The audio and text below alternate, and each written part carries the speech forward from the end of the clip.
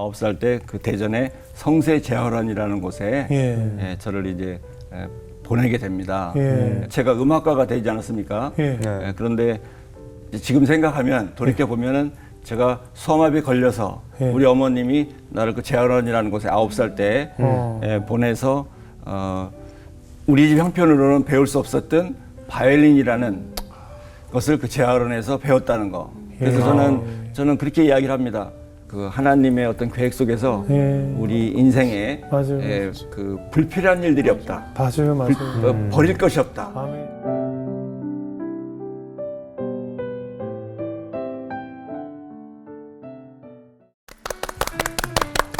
안녕하세요. 새롭게 와서서 주영훈입니다. 안녕하세요. 연예일입니다. 안녕하세요. 이정수입니다.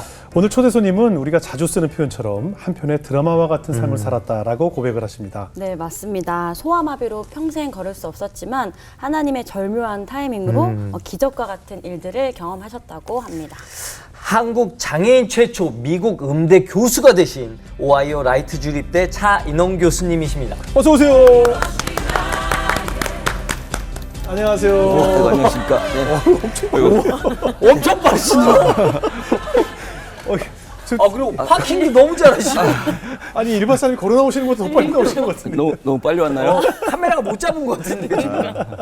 반갑습니다. 네, 반갑습니다. 네. 네, 이렇게 또 직접 나와주셔서 감사하고요. 지난해 그 대통령 취임식 때 오케스트라 지휘를 하셨었죠? 예, 그걸 보셨습니까? 네네. 네, 그랬습니다. 예. 어떻게 여기 연락이 왔어요? 네, 지금 미국에 있는데 그 취임식 총감독님께서 예. 전화를 주셔서 예. 정말 영광으로 생각하고 우리나라 최고의 어떤 행사에 그러게요. 제가 와서 서울시장을 지휘했죠. 그러셨군요. 그러니까 지금 사시는 곳은 미국이시고 그렇습니다. 이제 일이 있을 때만 잠깐 나오시는 거죠?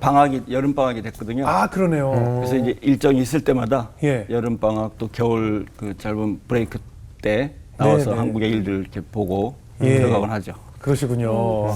저는 사실 음악을 굉장히 좋아하는 사람이라서 궁금한 게 있는데 첼로 연주는 대부분 앉아서 하잖아요. 네네. 그리고 바이올린은 서서 연주를 하는데 교수님 같은 경우는 이렇게 앉아서 바이올린 하시기 조금 어렵지 않으세요? 굉장히 날카로운 질문이시네요. 네. 예, 물론 이제 뭐 기량적으로 큰 솔리스트가 되기 분들은 네네. 이제 많은 육체적인 자유로움이 서서 하는 게 물론 더 유리하겠죠. 예. 그렇지만 또 오케스트라 단원이라든지 실내악이라든지 이런 것들은 또 앉아서 하거든요. 그렇죠.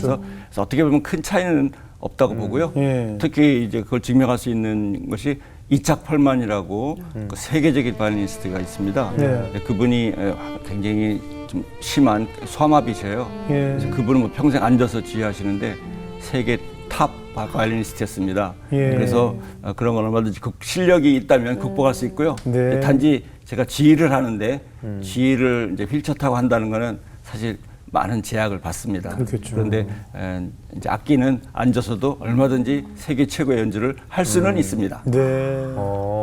그렇게 말씀하시니까 저는 오히려 악기 연주가 지장을 많이 받을 것 같지 지휘는 팔만 있으면 되는 거 아니에요? 아닙니다. 지휘는 더 몸이 자유로워야 되고요. 그렇죠. 악기는 앉아서도 세계 최고의 연주를 할 수 있습니다. 그렇죠. 사실 지휘가 온몸으로 하는 그럼요. 거거든요. 그리고 이게 전체 오케스트라가 다 전부 움직임이 지휘자를 필요하거든요. 그렇죠. 그렇죠. 제가 지휘를 하잖아요. 네. 그래서 그런 답답함과 예. 어떤 한계가 있는 걸 제가 많이 느낍니다. 네.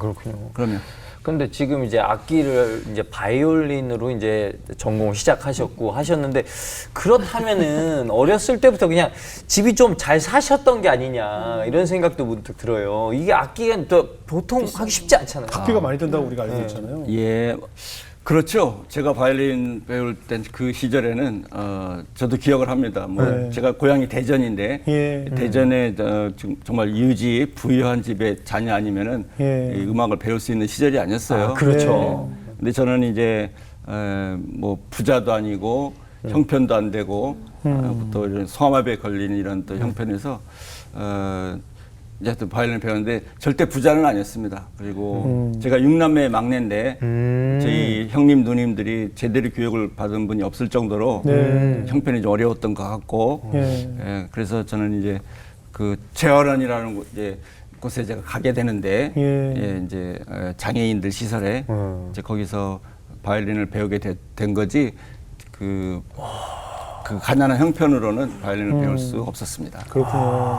오프닝에 소개에 올린 것처럼 나는 하나님의 절묘한 타이밍 덕분에 기적을 체험했다라고 고백을 해주셨는데 그 이야기를 좀 나눠볼 텐데 지금 재활원을 언급해 주셨으니까 네. 재활원은 몇 살 때 어떻게 가게 되신 거예요? 이제 제가 2살 때 소아마비에 걸렸습니다. 네. 소아마비라고 하면은 뭐 지금 우리가 겪었던 코로나 바이러스하고 비교하면 똑같은 그때 당시 충격적인 백신이 나오지 않은 바이러스였죠. 예. 저희 이제 부모님께서 저를 이렇게 케어할 수 없으니까 예. 9살 때 집에까지 9살 때까지 집에서 데리고 있다가 예. 9살 때 그 대전에 성세 재활원이라는 곳에 예. 저를 이제 보내게 됩니다. 예. 거기서 제가 이제 청소년 시절까지 지내게 되는데요. 예. 네, 뭐 기적이라고 한다면 제가 음악가가 되지 않았습니까? 예. 그런데 지금 생각하면 돌이켜 보면은 제가 소아마비에 걸려서 예. 우리 어머님이 나를 그 재활원이라는 곳에 9살 때 보내서 우리 집 형편으로는 배울 수 없었던 바이올린이라는 것을 그 재활원에서 배웠다는 거. 그래서 저는 그렇게 이야기를 합니다. 가장 그 초라했던 그런 곳에서 초라했던 시절에 사실 그때 당시에 가장 화려한 예. 바이올린을 그 재활원을 통해서 이제 손에 쥐게 됐다는 것이 예.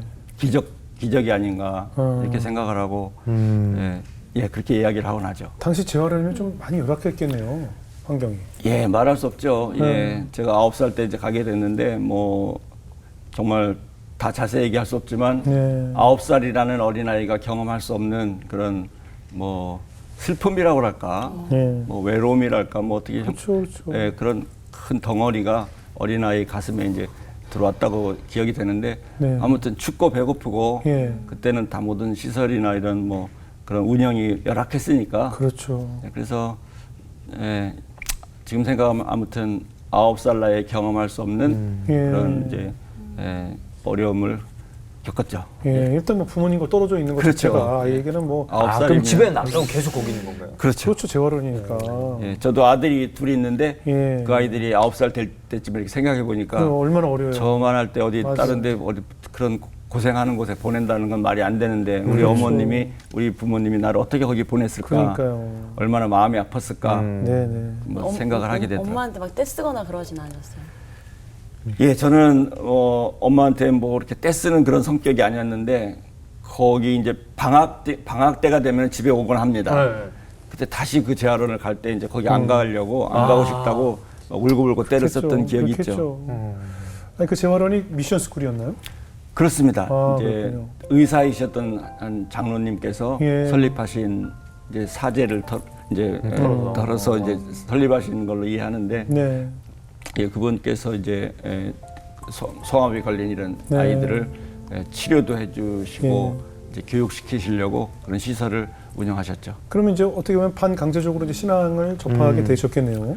뭐 신앙을 접했다고 하기에는 조금 아직 어리니까. 예, 아직 어리고 또 그럴 만한 마음의 여유가 없었던 어린 시절이었고요. 예. 그렇지만 그래도 이제 미션 그런 바탕의 시설이었기 때문에 네. 거기서 뭐 싫든 좋든 성경 공부를 하고 예배를 드리고 심지어 어린 시절에 뭐 새벽 예배도 드리고 네. 뭐 좀 강압적이었다고 할 수도 있겠지만 그렇지만 그거는 지금 그렇게 생각하지 않고요. 네. 저에게 신앙을 심어주기 그렇죠. 위한 그 원장 선생님의 설립자분의 좋은 마음이셨죠. 예. 그래서 그런 게 그때는 받아들이지 못했지만은 지금 당시엔 되게 생각하면 싫으셨습니다. 그렇죠. 어린 마음에 뭐 그렇게 생각했지만 그것이 바탕이 돼서 제가 이제까지 글쎄 교회를 떠나지 않고 네. 그래도 신앙이라고 하는 것을 붙들고 있었던 큰 기반이 아니었나 이렇게 생각을 하죠. 네. 아니 제가 생각한 재활원에서 어떤 그런 고급스러운 악기 바이올린을 만나고 이런 게 진짜 아까 말씀하셨던 것처럼 기적 같거든요. 네, 신기하거든요. 네. 그게 네. 어떻게 그런 일이 생긴 거죠? 이제 아마 이제 5학년쯤 나이가 됐을 때인데요.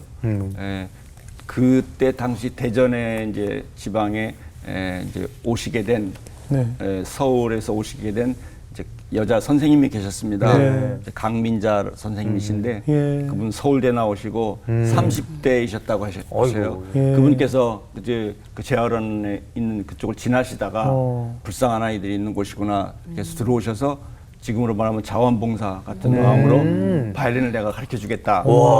그래서 이제 바이올린 불하는 게 뭐 이제 뭐 생긴 겁니다. 엉겹결에. 네. 그래서 그분의 어떤 그런 헌신적인 그런 봉사하시는 선한 마음으로 아까 말씀드렸듯이 그 초라한 곳에 바이올린이라는 것을 이제 그때 배울 수 있게 된 거죠. 듣게 되고 배우게 됐죠. 그러니까 학교에서 무슨 커리큘럼을 가지고 아이들에게 바이올린을 가르치자 전혀 게 아닙니다. 아니네요. 전혀 아닙니다. 우연이네요. 하긴 비용이 많이 드니까. 전혀 아닙니다. 그때는 뭐 열악했다고 한 부분 중에 하나는 예. 무슨 뭐 오디오 시스템이나 뭐 스피커, 라디오 하나도 없는 그런 곳에서 무슨 음악을 들어보지도 못했는데 무슨 바이올린을 알겠습니까? 그렇겠네요. 뭘 알겠습니까? 그래서 예. 갑자기 너무나 화려하고 예. 엄청난 그 음악의 세계가 거기서 열린 거죠. 그럼 바이올린을 배우려면 다 이제 바이올린이 있어야 되잖아요. 그렇죠. 선생님 좋습니까? 아니요. 그래서 이제 그 부분도 사실은 참 지나고 생각하니까 참 신기한 일인데, 예. 이제 그 재활원 안에서도 조금 이제 부유한 가정의 자녀들이 있지 않았겠습니까? 네. 뭐 다 어려울이라는 예. 부분 없으니까. 그렇죠. 예. 그래서 바이올린을 배우는데 그때 당시 바이올린 제일 싼 게 5,000원이었어요. 제가 분명히 정말 기억하는데 쌌네요. 5,000원. 근데 5,000원이 그때는 싼 것 같지는 않았습니다. 네네. 그래서 좀 부유한 뭐 교수님의 자녀라든지 무슨 그 사업하는 데 자녀들 우리 친구들이 이제 재활원에 소아암에 걸려서 이제 모였는데 예. 이제 그런 부모님들의 자녀들만 이제 선생님들이 악기를 사게 하고 예. 저희 집은 거기에 뭐 낄 수 없을 정도로 우리 집은 가난했어요. 그래서 저는 처음에 어떡해요? 못했습니다. 근데 한 6개월 정도 제가 밖에서 기웃거리고 이제 소리만 듣다가 아이고. 왜 그랬는지 저는 아까도 노력이 있었네. 말씀드렸지만 끌림이 있었어. 예, 아까도 말씀드렸지만 엄마한테 뭐 이렇게 떼쓰고 하는 그런 성격이 아니었는데 네. 갑자기 어느 날 엄마가 오셨는데 막 제가 엄청나게 때를 썼습니다. 바이올린 하고 싶다고. 근데 어떻게 됐는지 하여튼 또 5,000원이 마련이 됐는지 어떻게 됐는지 어머니께서 바이올린 악기를 살 수 있는 돈을 주셔서 네. 한 6개월 정도 뒤늦게 제가 그 바이올린부에 조인한 거죠. 그래서 그때 내가 왜 그렇게 때를 썼는지 그게 일단 음악가가 되려고 그러네요. 제가 아마 그랬던 거 아닌가. 그러니까 바이올린이 있어야만 그 바이올린 부에 들어갈 수 있었는데 그렇죠, 당연히 그렇죠. 그 어려운 환경 속에서도 어머니께서 어떻게든지 마련을 해주셨네요. 예, 그렇게 해서 하여튼 이제 바이올린을 이제 갖게 됐으니 제가 얼마나 또 열심히 했겠습니까? 열심히 그래서 하셨어요? 열심히 했고요. 뭐 네. 그냥 그때는 뭐 보면대 악보대도 없고 그냥 네. 방바닥에 바이올린 악기 놓고 네. 악보 놓고 연습하고 예, 그래서 이제 글쎄 제 입으로 이렇게 말씀드려서 죄송하지만은 나중에 그 선생님을 만나 뵈니까 네. 제가 가장 그 소질이 있었다고 하시더라고요. 네, 아마 약간의 소질이 있었던 것 같습니다. 그리고 그러니까요. 또 좋아했고. 그러니까요. 뭐 이건 뭐 너무 좋아가지고 뭐 네. 예, 그래서 뭐 누가 연습하라고 하는 사람 없었지만 늘 방 한 곳에서 연습을 했고 네, 또 소질이 조금 있었으니까 선생님이 오셨을 때 뭘 이뻐하셨고 그렇죠. 이제 이렇게 해서 저를 많이 이뻐해 주셨던 기억이 납니다. 예. 그럼 이제 뭐 사실 목표가 있어야 더 실력이 느는데 뭐 보통 피아노도 뭐 콩쿠르 나가듯이 뭐 이렇게 목표가 있었을 거 아니에요? 아, 예. 그렇죠. 이제 그래서 바이올린을 꼭 1년 배웠던 시절에 이제 예. 이제 꼭 1년 후 정도 기억이 나는데 예. 이제 대전이었으니까 충청남도 음악협회 콩쿨이 있습니다. 아, 지금도 예. 있는데 네네네. 옛날부터 있어요. 그러니까 충청남도 음협 콩쿨이라고 그래서 이제 초등학생, 뭐 중학생, 고등학생까지 나가겠죠. 예. 근데 초등학생부에 제가 나가게 됐어요. 예. 그러니까 선생님이 이제 추천하신 거예요? 물론 선생님이 이제 누구 나가라고 하시는 거죠. 예. 결정권은 선생님이 계시니까. 네네. 아무튼 어느 날 인홍이가 이제 차인홍이가 그 대회를 나간다. 예. 이제 이렇게 해서 뭐 저희야 뭐 나가라면 이제 뭐 준비하는 거 아닙니까? 네. 예. 그래서 이제 뭐 예를 들자면 나중에 이제 이렇게 후문을 들어보니까 이제 부잣집이나 또 이렇게 뭐라 그럴까 힘이 있는 부모님들이 같이 바이올린 했는데 왜 얘 나가냐? 예, 왜 우리 아들이 아니고 왜 차일웅이가 나갔냐 뭐 이런 뭐 항의도 있었다고 이제 뭐 그런 말씀을 나중에 하시더라고요. 예. 예. 그런 말씀을 들었을 때 선생님께서 그렇게 말씀하셨어요. 제일 잘하는 애가 나가야지 누가 나가느냐. 예. 그래서 하여튼 그런 말씀을 제가 나중에 들었지만 그 말씀을 들을 때 참 그 선생님이 감사하더라고요. 감사하네요. 그런데 치우치지 않으시고 예. 저란 좀 소질 있고 잘한다고 저를 이렇게 또 기회 주시고 내세워 주셨다는 것은 예. 큰 사랑이죠. 예. 그래서 지나고 보니까 참 감사해요. 은인 같은 존재일 것 같아요. 네, 그분이 아니었으면 그렇겠죠. 뭐 제가 음악가가 지금 오늘날에 제가 음악가로서는 있을 수 없는 건 거의 99% 아닐까요? 그럼요. 예. 그럼 그 이후로 이제 본인의 진학이나 앞으로의 비전을 그냥 바이올린으로 정하셨겠네요. 그 이후로. 정했다고는 얘기할 수 없고요. 네. 이제 그 부분도 저는 하나님의 은혜라고 지금 분명히 고백을 하는데 네. 제가 이렇게 제 지난 삶에 네. 내가 바이올린을 몇 번 정도 그만둬야 되는 상황이 있었을까? 결정적인 그런 상황이 한 10번은 됩니다. 예. 그때 바이올린을 당연히 그만뒀어야 되는 상황. 그런데 그때마다 바이올린을 그만두지 않도록 누가 나타난 분이 계셨고 예. 너는 바이올린을 해야 된다. 음악을 다시 해라. 또 어느 분이 찾아오셔서 내가 가르쳐 줄게. 근데 한 10번 정도의 그런 타이밍에 한 번도 바이올린을 그만두지 않도록 무슨 일이 생기더라고요. 예. 저는 그래서 그것이 하나님께서 그때 사람들을 보내주시고 이제 음악가로 내가 성장하도록 주신 은혜라고 저는 지금 분명하게 제가 간증을 하곤 합니다. 예. 그래도 이제 바이올린을 쭉 하긴 하신 거죠? 그렇죠. 예. 일본 유학도 갔다 오셨어요? 일본 유학은 아니고요. 예.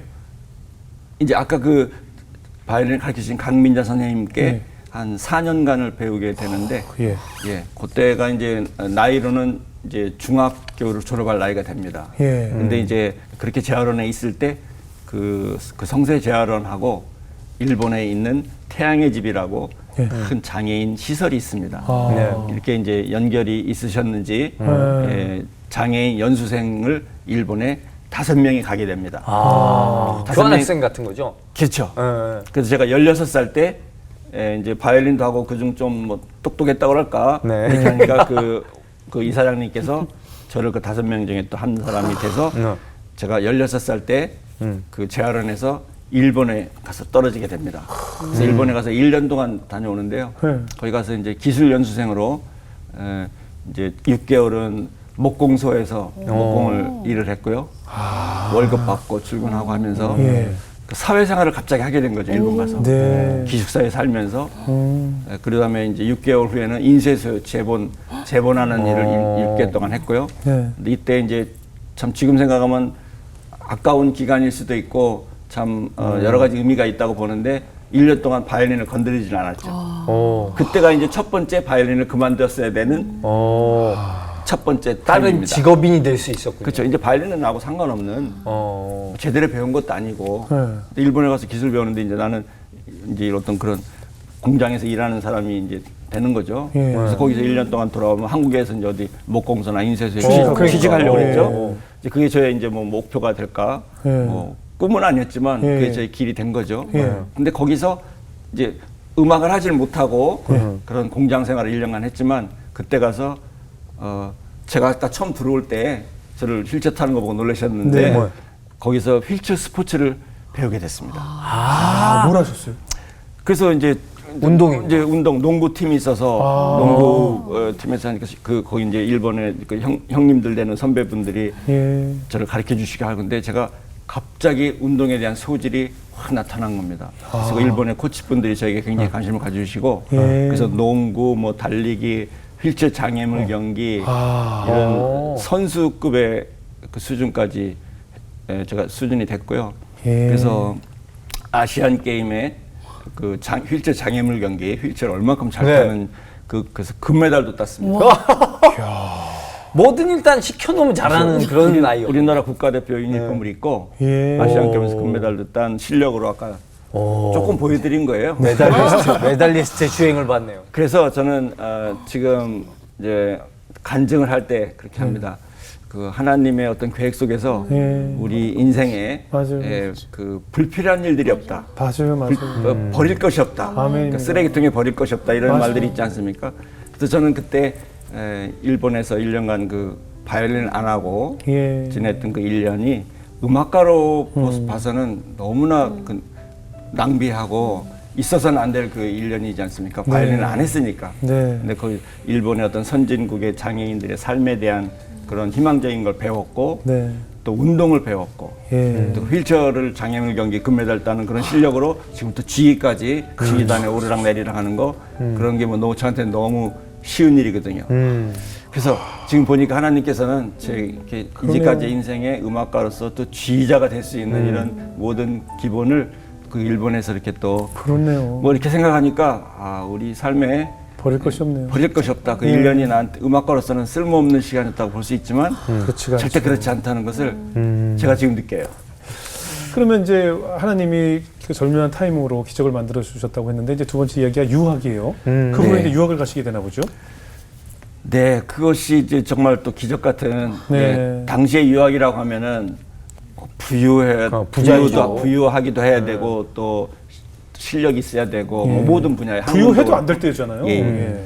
그런데 이제 제가 일본 그렇게 갔다 와서 예. 이제 어딘가 공장에 취직을 하려고 하고 있을 때 네.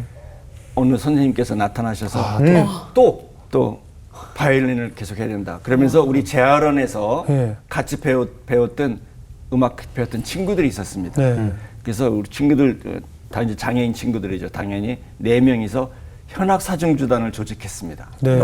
그렇게 조직할 수 있게 도와주신 선생님이 계셨어요. 네, 그래서 베데스타 현악 사중주단이라고 우리가 이제 그래서 뭐 제대로 정식 교육도 못 받고 뭐 중학교도 못 간 나이지만은 그냥 전셋집 하나 얻어서 연습을 하기 시작했습니다. 그래서 하여튼 그때 하여튼 열심히 연습을 했는데요. 예.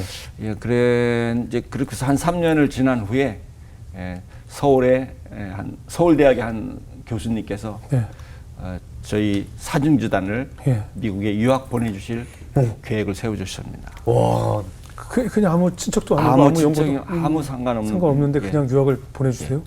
그래서 저희 사중주단의 테이프를 그 당시에 신시내티 대학 예. 명문 대학이고 예, 예. 특히 음대는 유명한 대학입니다. 예. 거기에 당시에 세계적인 라살 현악사중주단이 있었는데 예. 그 현악사중주단에게 저희를 소개하고 장학금 받아주시고 이제 뭐 저희 가정 형편은 안 되니까 예. 비행기 표값부터 미국에서 가서 생활할 수 있는 비용까지 그 교수님께서 와. 현대그룹 아산재단의 지원을 받아서 유학을 가게 됐습니다. 말도 안 되는 일이 기적 같은 진짜 말도 안 되지. 하나님이 관건적으로 그냥 끌고 가신 것 같아요. 그렇죠. 서울대 생도 아니고. 그러면 미국 가서도 이제 바이올린을 전공하신 거네요? 그렇죠. 예. 네, 현악사중주를 이제 그 집중적으로 훈련 받으면서 예. 또 바이올린 전공으로 계속 공부를 했고 네. 또 그다음에 또 뉴욕으로 석사학위를 받고 예. 또 나중에는 이제 뭐 이제 또 다른 대학 사우스캐롤라이나 대학에서 또 예. 박사학위를 받고 이런 계속 공부를 했죠. 지휘는 또 언제부터 하신 거예요? 지휘는 이제 그 후에 예. 박사학위를 제가 이제 하게 됐어요. 예. 근데 박사학위를 뭐 지금 솔직하게 말씀드린다면은 네. 박사학위를 받으려고 한 건 아니고 예. 비자를 연장하기 위해서 학교에 적을 둬야 되기 위해서 박사학위를 시작했습니다. 그런 분들이 많습니다. 유학생들 중에. 예. 근데 갑자기 생각이 지휘라는 그 분야에 좀 관심이 있었습니다. 제가. 예. 그래서 그 교수님이 마침 바이올린과 교수이시면서 지휘과 교수의 또 그 디렉터였어요. 그래서 제가 혹시나 박사학위를 지휘로 하면 안 되겠느냐. 예. 그래서 이제 약간의 오디션을 걸쳐서 예.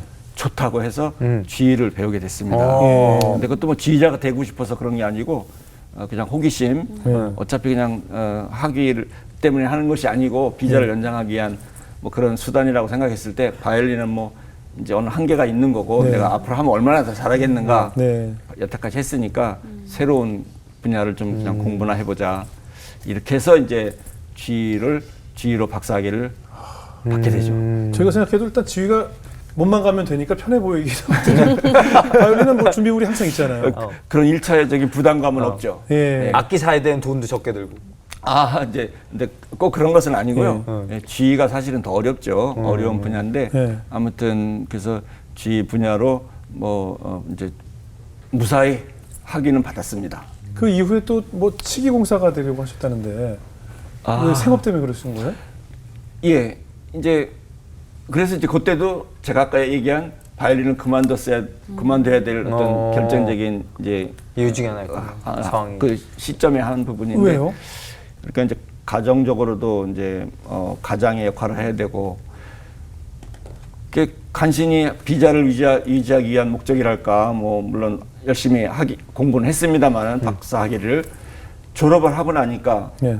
막상 어디 가서 어떻게 잡을 금방 찾습니다. 그렇죠. 그래서 제가 이제 바이올린으로 제가 입단할 수 있겠다 할 정도 하는 오케스트라에 예. 그리고 영주권을 받을 수 있을 만한 그런 이제 페이를 받을 수 있을 만한 그런 오케스트라에 여러 군데 오디션을 했습니다. 근데 제 실력이 안 되는 것도 물론이지만 예. 그런 오디션을 가보니까 저보다 실력이 좋은 너무나 많은 사람들이 거기 와서 같이 경쟁을 하더라고요. 그만큼 미국에 지금 그 자리가 없다는 이야기죠. 예. 그러니까 내가 실력이 돼서 들어갈 수 있는 정도인데도 나보다 잘하는 사람이 많이 오니까 안 되는 거지 않습니까? 네네.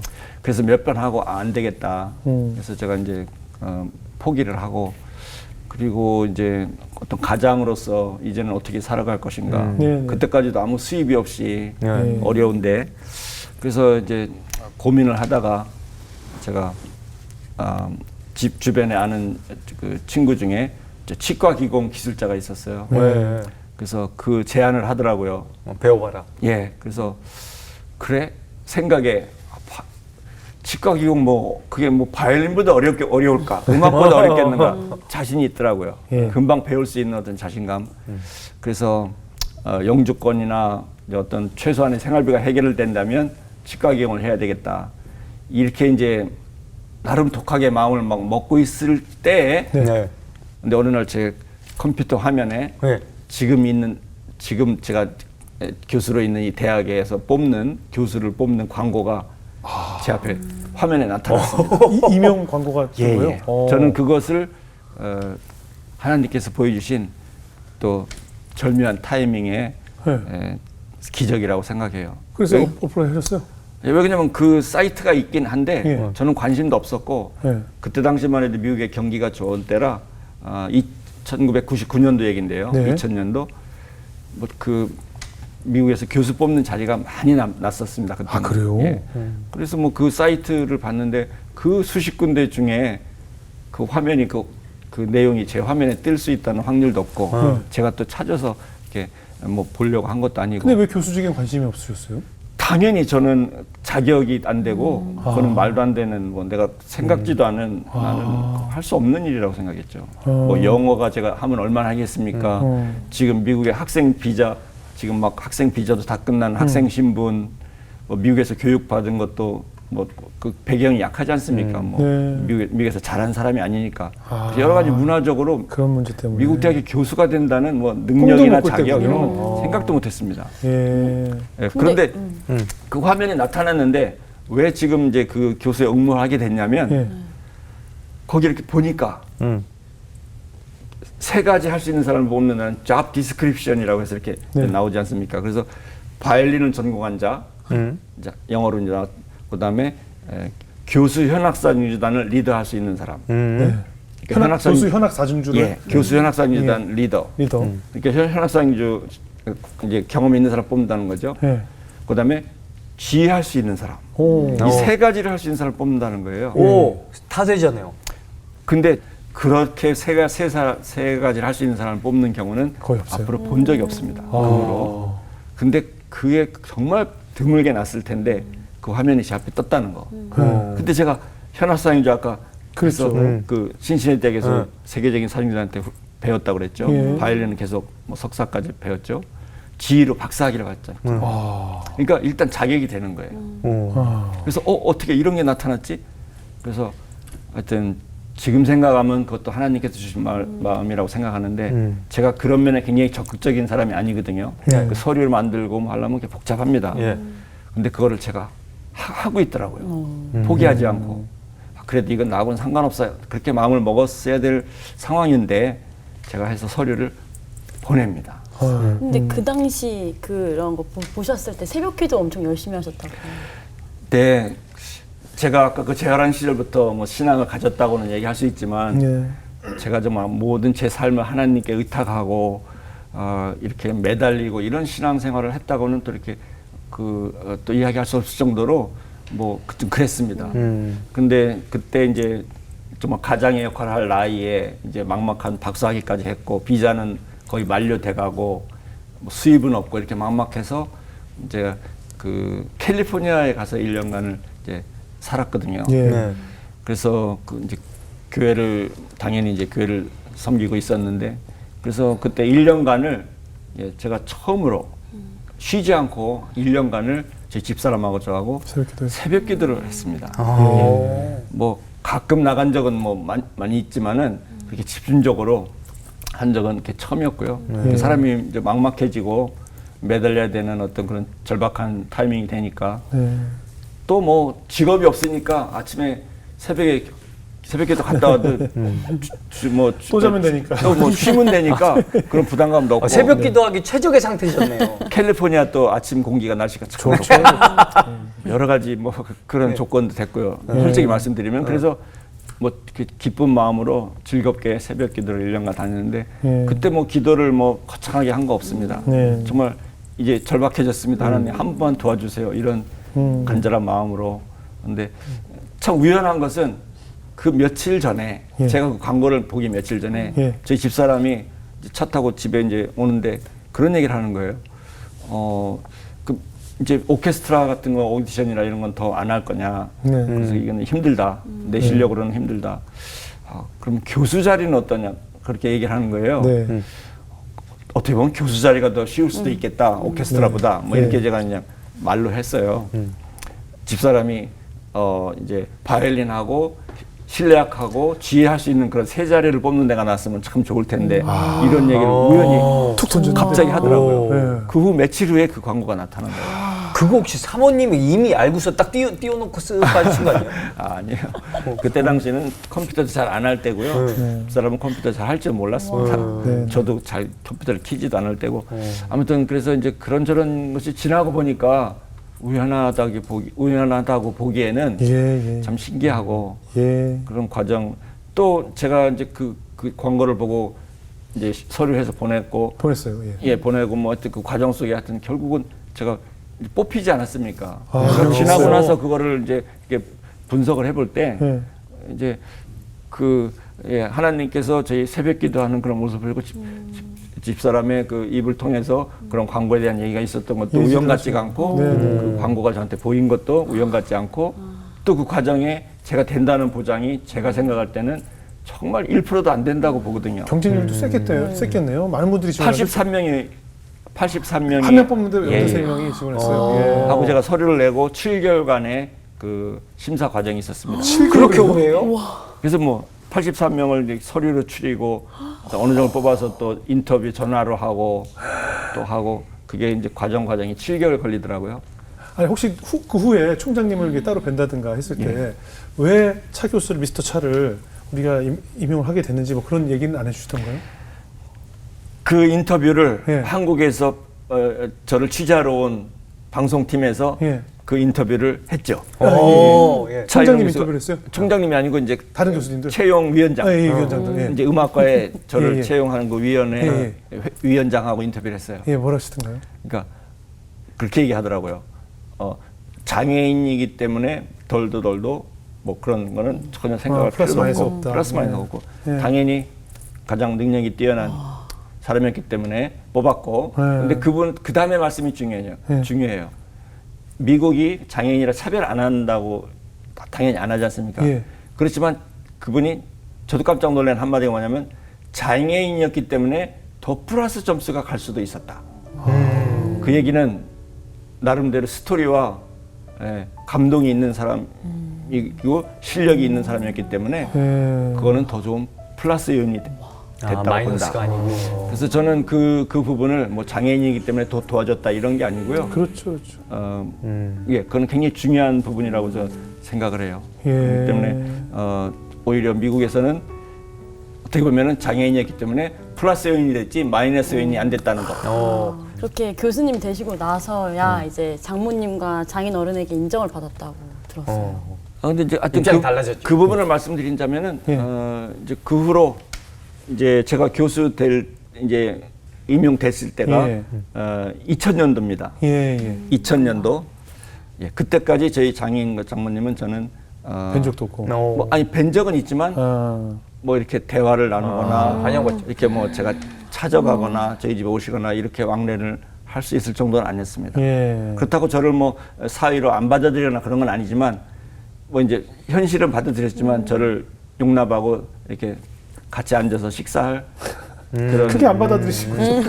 크게 안 받아들이시고. 예예. 예. 근데 이제 저희 장인어른께서 많이 배우셨고 예. 뭐 이제 일간지도 여러 개 보시는 그런 분이세요. 예. 근데 이제 제가 2000년도에 그렇게 극적으로 미국 예. 대학에 이제 교수가 임명이 예. 결정됐을 때 예.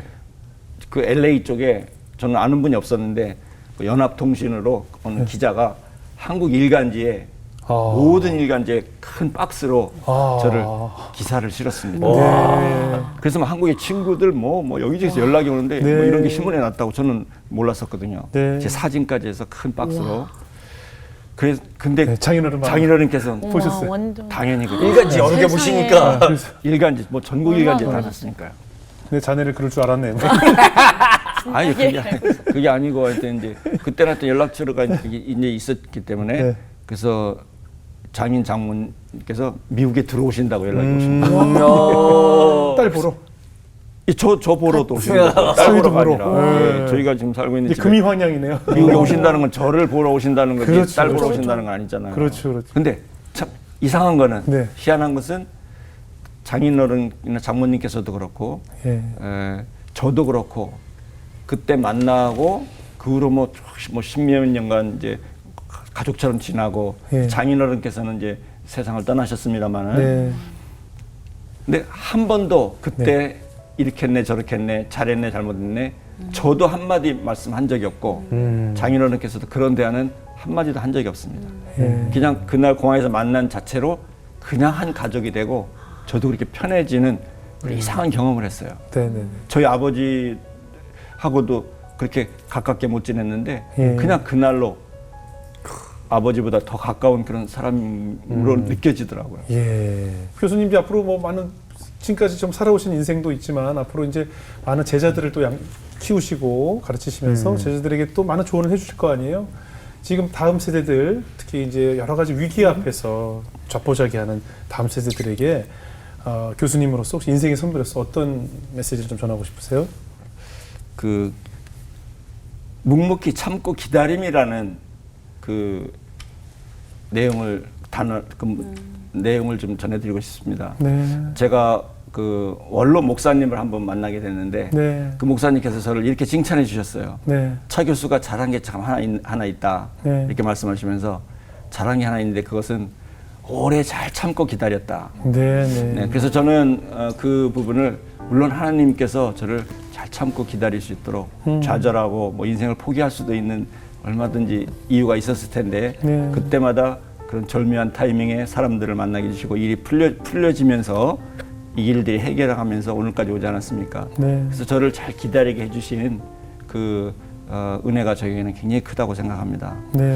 네, 그래서 하나님께서는 정말 약한 자를 도우시고 내가 약할 때 그때가 강함이라. 그렇습니다. 이 말씀이 아멘. 얼마나 또 은혜가 되고 위로가 됩니까? 네. 그리고 또 제가 좋아하는 또 성경 구절에 하나 있다면 이사야 41장에 두려워 두려워하지 말라 말라. 내가 너를 도와주겠다고 약속하신 내가 너와 함께하겠다. 예, 그런 하나님의 그 은혜가 제 옆에 늘 있었다고 생각합니다. 저는 두려워했는데 네. 두려워하지 말라 해서 두려워하지 않은 게 아니고 두려워했는데 하나님께서는 두려워하는 저를 늘 좋은 길로 인도해 주신 게 틀림없거든요. 네. 그래서 기다림. 네. 기다림 후에는 우리에게 은혜가 있고 축복이 있다는 것을 제 삶을 통해서 깨달았으니까 제가 지금 뭐 말이 길었습니다만은 아닙니다. 우리 젊은 세대나 네. 지금 시대에 제가 하고 싶은 말이 있다면 어떤 환경이든지 받아들이고 그것을 묵묵히 가지고 가면서 네. 기다리면 네. 뭐 세상적으로 생각해도 그런 분들한테는 좋은 결과가 옵니다. 네. 또 우리 크리스찬들 안에서는 하나님께서 그대로 놔두시지 않고 더 좋은 것으로 축복해 주실 것이 분명하거든요. 네. 저는 그 사실을 믿고 있습니다. 네, 아멘. 정말 많은 다음 세대들에게 위로가 되고 희망이 되는 메시지가 아닐까 싶습니다. 우리 연일자님 어떻게 들으셨어요? 네, 그 역대상 말씀에 금과 은과 녹과 철이 무수하니 너는 일어나 일하라 여호와께서 너와 함께 계실지로다 이 말씀이 있는데 교수님 삶 속에서 하나님께서 미리 앞서가시면서 예비하시고 작정하신 그 준비하는 시간들이 너무 타이밍이 너무 정확해서 그렇습니다. 정말 입이 막 벌어질 정도였고 나의 약함과 나의 약점은 내가 부끄러워할 게 아니고 그럼. 하나님께서 그걸 통해서 나를 쓰실 수 있는 그냥 도구라는 생각이 들어요. 그래서 오히려 나의 약점과 나의 부족함을 오히려 자랑할 수 있는 그렇죠. 그런 사람이 저도 되어야겠다. 네. 그리고 하나님이 일하심을 기대하고 싶다. 라는 그런 약간 네. 꿈과 약간 소망이 생겼어요. 예, 제가 아닙니다. 지금 못다한 말씀을 다 대신해 주시네요. 네. 예, 제가 시간이 있으면 더 할 리가 있는 부분인데, 예, 너무 예, 저도 동감하는. 네, 예. 맞아요. 네. 이정수 형제?